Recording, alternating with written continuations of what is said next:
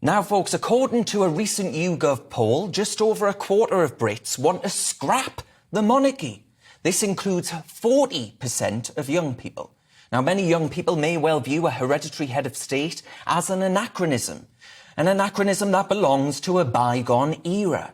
It got me thinking about my own views, and, as ever, my views stem and are informed by my family.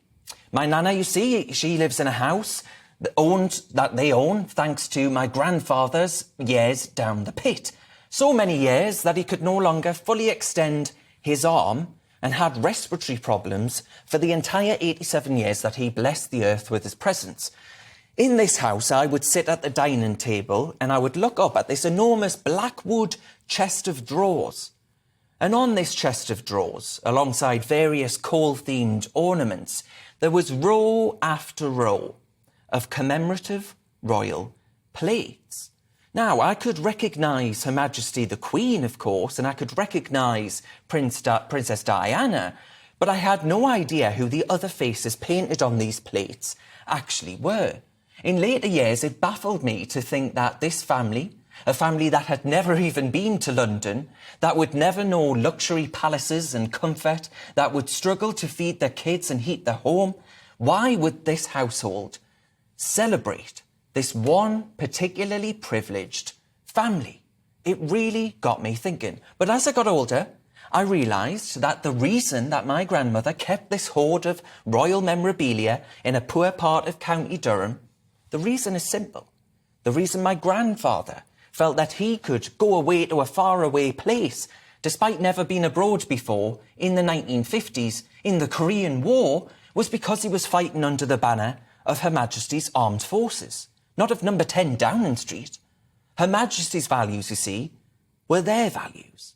Like my grandfather, the Queen and her father knew people they'd lost in the war.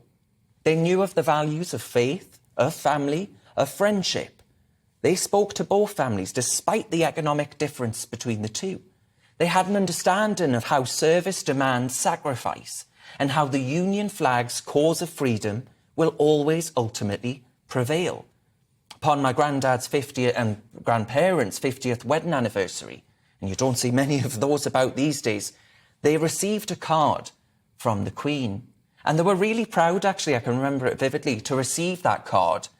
Do you honestly believe, would any Republican be able to tell me that they'd have been so proud, were it President Blair, President Clegg or President Bercow, which was enough to make me shudder, I tell you that much, if they had penned an anniversary note of congratulations?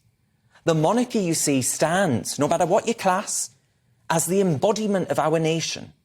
The crown stands as that ancient symbol of continuity. And actually, in people's lives who have faced a lot of economic upheaval, considering my granddad's lifetime in my patch of County Durham, the closure of the mines, then there was the closure of the steelworks, and all of a sudden, you've got men no longer making things with their hands for work. But the one constant, the one thing that hasn't changed in people's lives, has always been Her Majesty the Queen. And I think it's hard. I think it's really, really difficult to overstate how important she has been in people's lives. Our constitutional monarchy is at the very heart of the United Kingdom. Whenever there's a tragedy, a pandemic, a war, it's Her Majesty that we look to for comfort.